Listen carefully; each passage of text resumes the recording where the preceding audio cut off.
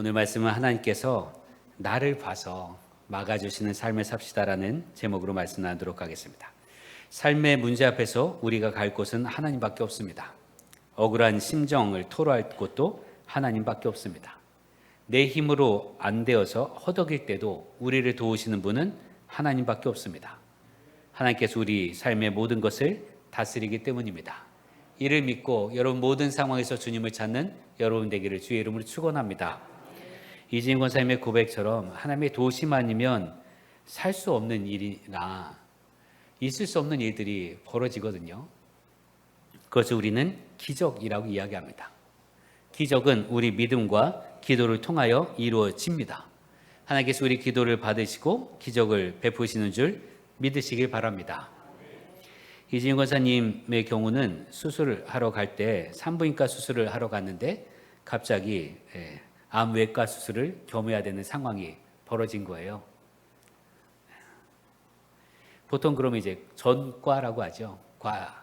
담당 과를 옮기잖아요. 산부인과에서 외과로 옮겨야 될 텐데 그렇게 되면 수술을 바로 하지 못하죠. 그 수술은 그 수술대로 끝나고 외과 수술 전문의 교수님의 스케줄을 잡고 일정을 잡아서 다시 해야 되잖아요. 그런데 우리가 지난주 월요일입니다. 수술을 받는 권사님에서 기도하는 가운데 있었는데 하필이면 외과 그것도 암 전문의 교수님이 옆 수술방에 계셨다는 거예요. 그래서 그 자리에서 수술하게 됐다고 합니다. 여기 뭐라고 표현하겠어요? 어쩌다가? 하필이면? 아니요, 이게 기적이에요. 하나님께서 우리의 기도를 들으신 줄 믿습니다. 그래서 시인은 뭐라고 고백하는가 하면 시편 146편 5절에서 7절에 야곱의 하나님을 자기의 도움으로 삼으며 여호와 자기 하나님에게 자기의 소망을 두는 자는 복이 있도다. 여호와는 천지와 바다와 그 중에 만물을 지으시며 영원히 진실함을 지키시며 억눌린 사람들을 위해서 정의로 심판하시며 줄인 자들에게 먹을 것을 주시는 이시로다. 여호와께서는 갇힌 자들에게 자유를 주시는도다. 사람이 겪는 모든 문제, 그 모든 문제를 하나님께서 해결해 주시는 줄 믿으시길 바랍니다. 그래서 하나님을 의지하는 자가 복이 있는 거예요. 바라기는 이진희 권사님 위해서 더 기도하는 우리 되길 바랍니다. 온전한 치유 역사가 나타나도록 더 합심하여 기도할 때 하나님의 역사가 나타나게 될 줄 믿습니다. 그런데 하나님은 당신의 선하신 뜻과 섭리대로 우리를 도우시는데 우리에게 찾으시는 게 있어요. 도우실 만한 믿음을 보십니다. 바울 사도가 병든 자를 고칠 때도 그에게서 구원받을 만한 믿음을 보고라고 성경은 기록하고 있거든요. 하나님께서 우리를 도우실 땐 구원받을 만한 믿음을 보십니다. 그 믿음 때문에 우리는 삽니다.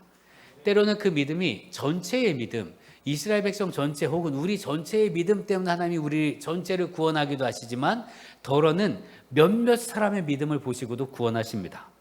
소돔과 고모라 성이 심판받을 때를 보십시오. 여러분 아브라함의 조카 롯이 누구 때문에 살게 됐을까요? 아브라함 때문에 산 거예요. 더 나아가서 만일 소돔과 고모라에 의인 10명만 있었다면 그 성은 불로 심판받지 않을 것입니다. 하나님께서 분명히 말씀하십니다. 창세기 18장 32절에 아브라함이 또 이르되 주는 노하지 마옵소서 내가 이번만 더 아뢰리이다. 거기서 신명을 찾으시면 어찌하여 하시나이까? 이르시되 내가 신명으로 말미암아 멸하지 아니하리라. 10명 때문에 내가 그 성을 멸하지 않겠다. 이게 하나님의 약속이고 하나님의 말씀입니다. 그만큼 하나님께서는 당신의 역사를 이루기 위해서 믿음의 사람, 신실한 사람을 찾는 줄 믿으시길 바랍니다. 그리고 그 사람이 여러분 되기를 주의 이름으로 축원합니다. 여러분 블레셋과 이스라엘의 관계를 한번 보십시오. 이스라엘 백성이요 복궤를 빼앗기게 됩니다. 빼앗기게 된 배경은 그렇지요. 블레셋이 쳐들어왔는데 한 번 져요. 그래서 5,000명이 죽어요. 그래서 더 이상 못 견디겠는 거예요. 그래서 그들 스스로 하나님의 복궤를 가지고 옵니다. 진영으로 갖고 왔는데 오히려 그때 더 대패해서 4만 명이 죽습니다. 두려웠을 거예요. 근데 그 법궤가 돌아옵니다. 그래서 이제 하나님께서 떠난 줄 알았는데 이스라엘 백성에게로 돌아왔으니까 얼마나 기뻐요. 이 법궤가 돌아온 때로부터 이스라엘 백성이 하나님을 전심으로 섬기고요. 법궤가 돌아온 때 사무엘이 이스라엘 백성이 이야기합니다. 너희들 안에 있던 우상들을 다 버리고 미스바로 모이라고. 회개하고 전적으로 하나님만 섬기겠습니다 하겠다는 거예요. 우상들을 제거하고 미스바로 모여서 하나님을 온전히 섬기기로 하였습니다. 그런데 늘 우리 삶에 그러한 것처럼 믿음으로 바로 서려고 하면 가만히 냅둡니까? 믿음으로 바로 서려고 하면 사단이 우리를 건드립니다. 그들이 모여 기도하고 회개하려고 할 때 블레셋이 모여듭니다. 공격하려 이스라엘에 쳐들어왔습니다. 7절 말씀, 이스라엘 자손이 미스바에 모였다 함을 듣고 블레셋 사람들이 듣고 그들의 방백들이 이스라엘을 치러 올라온지라. 이스라엘 자손들이 듣고 블레셋 사람들을 두려워하여. 문제 앞에서 이스라엘 사람들은 블레셋 사람들이 두려워했습니다. 블레셋 사람들과 한번 전쟁했는데 졌잖아요. 그 실패의 경험 때문에 그렇습니다. 실패의 경험은 우리를 연약하게 합니다. 더 나아가서 믿음을 갖고자 할 때, 하나님께 헌신하고자 할 때 사단은 우리를 공격해 옵니다. 그리고 그 공격할 땐 늘 우리의 약한 부분을 건드립니다. 한번 넘어졌던 부분 있잖아요.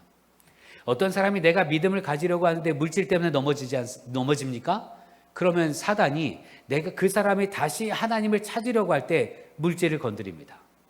물질을 빼앗거나 물질 때문에 어려움을 당하게 하거나, 어떤 사람이 건강 때문에 하나님을 저버린 그런 경험들이 있습니까? 그러면 하나님이 그 사람이 믿음으로 바로 서려고 하면 그 사람의 건강을 건드립니다. 사단이. 어떤 사람의 관계 문제 때문에 늘 무너졌다라고 하면, 그가 믿음으로 일어서려고 하면 사단은 그 관계를 건드려요. 사단은 우리의 약한 고리를 언제나 건드립니다. 그래서 우리는 그 공격 앞에서 언제나 두려운 마음을 갖게 되죠. 그러나 여러분, 두려워하지 마십시오. 그럴 때마다 하나님을 찾으면 승리하게 될 줄 믿으시기 바랍니다. 사단의 공격 앞에서 우리가 할 일은 그러니까 하나님을 찾는 거예요. 내가 지난번에도 이것 때문에 졌는데 또 지면 어떡하나 걱정하고 염려할 일이 아니라 그 문제를 만났을 때 주님을 찾는 우리 되기를 기도합니다. 이스라엘 백성이 어떻게 합니까? 8절, 이스라엘 자손이 사무엘에게 이르되 당신은 우리를 위하여 우리 하나님 여호와께 쉬지 말고 부르짖어 우리를 블레셋 사람의 손에서 구원하게 하소서. 기도해 달라는 얘기예요. 우리 기도합시다는 얘기입니다. 그래야 하나님을 찾는 이 백성의 마음을 사무엘이 받아서 번제를 드립니다. 어린 양 한 마리를 가지고 잡아서 번제를 드리는데, 번제란 곧 예배 드린다라는 거예요. 예배를 드릴 때 이스라엘을 공격해왔던 블레셋이 쳐들어옵니다.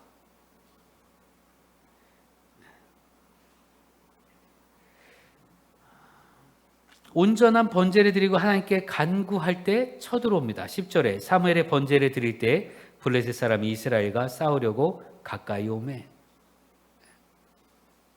믿음으로 가까이 가면 가까이 갈수록 사단의 공격은 점점 더 세지더라 이거예요. 그러나 염려하지 마십시오. 우리가 믿음으로 가까이 가면 우리 대신에 하나님께서 싸워주시는 줄 믿으시길 바랍니다. 내가 하나님께만 집중하면 하나님께서는 그 외의 문제들을 해결해 주십니다. 진짜입니다.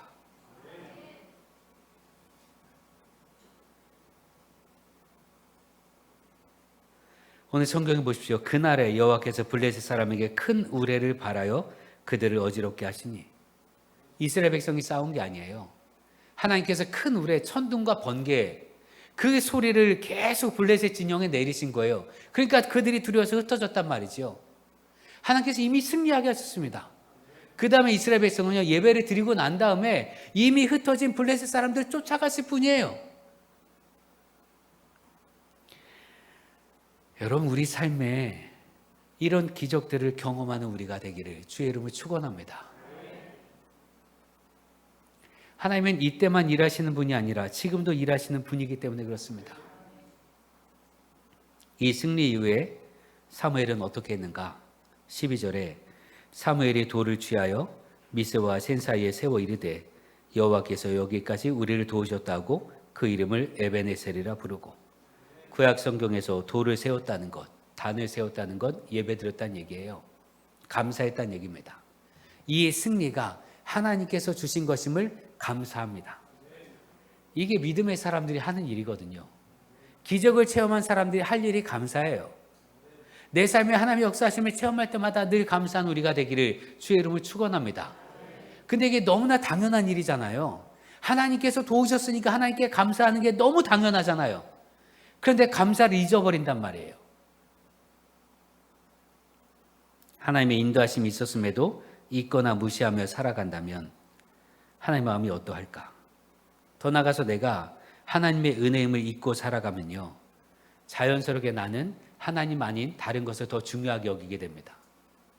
다른 것을 더 귀하게 여기고요, 다른 것을 더 소중하게 여기고, 그러다 보면 잘못 다른 것을 섬기게 되는, 우상을 섬기게 되는 죄를 짓게 됩니다. 언제요? 분명히 하나님께서 하신 일인데 잊어버렸을 때.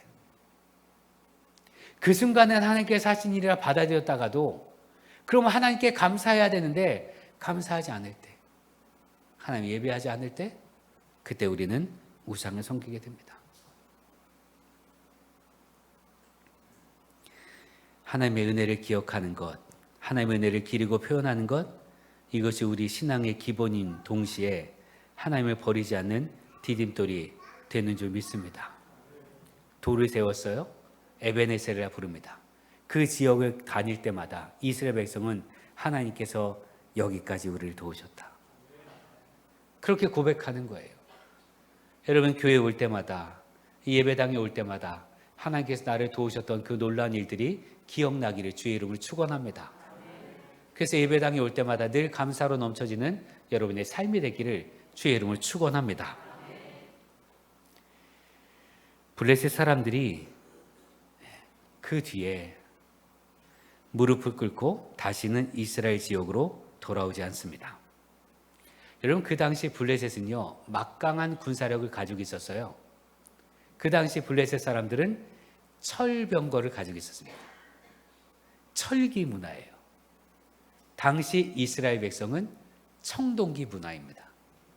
누가 이길까요? 철기가 이기는 너무 당연한 거예요. 그런데 블레셋이 다시는 이스라엘을 공격하지 못합니다. 13절에 이에 블레셋 사람들이 굴복하여 다시는 이스라엘 지역 안에 들어오지 못하였으며 여호와의 손이 사무엘이 사는 날 동안에 블레셋 사람을 막으시매.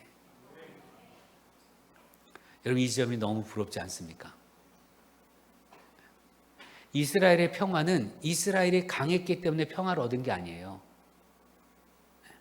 여러분, 이스라엘이 그 지역에서 평화를 이룬 때가 있었는데 그때가 다윗과 솔로몬 시대입니다. 다윗 시대는 다윗은 워낙 전쟁에 능한 왕인지라 전쟁으로 그 지역을 다 굴복시켰어요. 그래서 평화를 이뤘습니다. 힘으로 누른 평화예요. 솔로몬은 외교로 누른 평화. 그런데 이 사무엘이 있던 때는요, 이스라엘 백성은 군대도 없었어요. 상비군이 없었단 말이죠. 다윗 때는 상비군이 있었습니다. 직업군인 말이에요. 늘 군인인 사람들. 그런데 사무엘 때는 아예 군대가 없었고, 여러분, 사울왕 때는요, 블레셋이 쳐들어오면 그때 사울왕이 징집령을 내려요. 모이라. 그럼 그제서야 모이는 거예요. 농사 짓다 말고 와서. 군사력으로 이길 수가 없어요. 그런데 하나님께서 이스라엘에 평화를 주셨습니다. 누구 때문에요? 사무엘 때문에. 여호와의 손이 사무엘이 사는 날 동안에 블레셋 사람을 막으시매. 이처럼 놀라운 일이 어디 있습니까? 이스라엘 백성 전체가 아니고요, 사무엘 한 사람 때문에 블레셋의 공격을 막아주셨어요. 우리가 믿음을 갖고 있다면 적어도 이 정도의 꿈을 꿔야 되지 않겠습니까? 나 때문에 하나님께서 내 가정을 지켜주시는, 나 때문에 하나님께서 우리 교회를 지켜주시는, 나 때문에 하나님께서 이 사회를 지켜주시는, 지금 전쟁이 저 중동 지역에 벌어졌는데 하나님께서 나 때문에 이 땅에 우리나라에 전쟁이 없게 하시길. 다른 사람 때문이 아니라 나 때문에요. 내 믿음 때문에. 그런 정도의 꿈을 꾸어야 되지 않겠습니까? 이거를 거룩한 꿈이라 이야기합니다.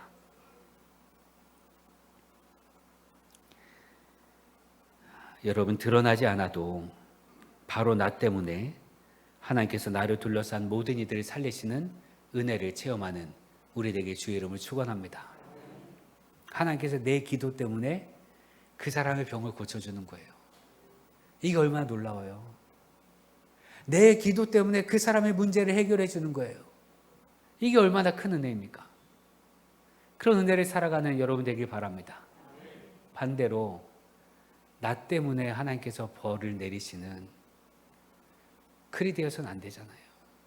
아담 한 사람의 범죄 때문에 사망이 우리에게 들어왔어요. 그렇게 돼서는 안 되잖아요.